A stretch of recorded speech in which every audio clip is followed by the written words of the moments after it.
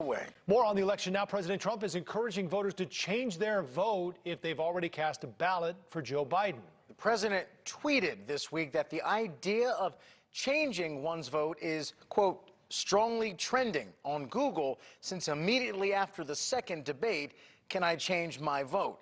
Going on to write, the answer in most states is yes.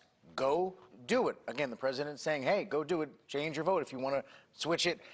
We wanted to look into this a little bit more, though, and it turns out 7 of the 50 states do indeed allow for these kind of changes, but does it happen? And if it does, exactly how often? Well, to answer that question is Noah Prates. He joins us now, an election consultant, member of the Election Security Initiative in California. And Prates previously oversaw elections for Cook County. That's the largest county in Illinois, including Chicago. After the 2016 election, he wrote a paper called 2020 Vision, Election Security in the Age of Committed Foreign Threats. Noah, thanks for joining us. Let's start with this question about changing your vote. How often does it happen, and can you do it? Yeah, so that's a great question. The answer broadly is in most states you cannot. In most states, you're allowed to, you send in your ballot and the signature analysis has already begun. Tens of thousands of Americans tonight are looking at ballots and seeing if the signature on the ballot matches the one on file, and if it does, it gets sent to the next stage of the process, which is opening, creating that secrecy, and the ballot is moved to the next stage, which is actually scanning it and getting ready for tally on election night. And there's physically no way to pull that ballot back. There's another small tranche of states that don't allow that type of pre-processing. Incidentally, those are the states that are going to be reporting a little bit later on election night, by and large. And so in a handful of states in the upper Midwest, ballots are not opened and not processed until very late in the process. Election day, a new law in Michigan allows some pre-processing.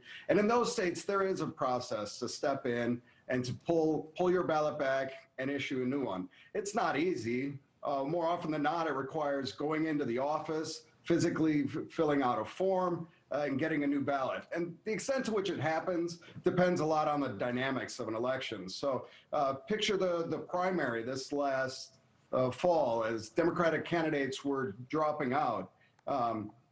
Then folks who had already voted recognize, hey, my candidate's not viable anymore. They're not on the ballot. They're not even running. I'd still like to participate. And so they'll step up in Michigan or Wisconsin and try to do that. But in Noah, really quickly, you know, a lot of people are worried if they're early voting about that even being processed in time. So hearing that the president is encouraging this, what would you tell people that maybe are thinking, well, I might want to change my vote? Well, look, I mean, Americans want to have their vote counted as they want to have it counted, and they avail themselves of, you know, what's allowed inside of their states.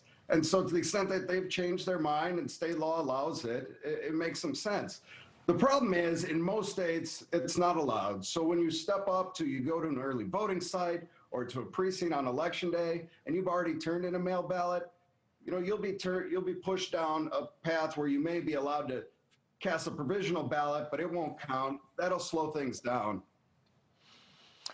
Noah, thank you so much for being with us. Really do appreciate your time. Thanks for clearing up kind of how that whole system works. And depending on how the election goes next week, please, if we call again, pick up the phone because we may have some questions depending on how next Tuesday goes, sir.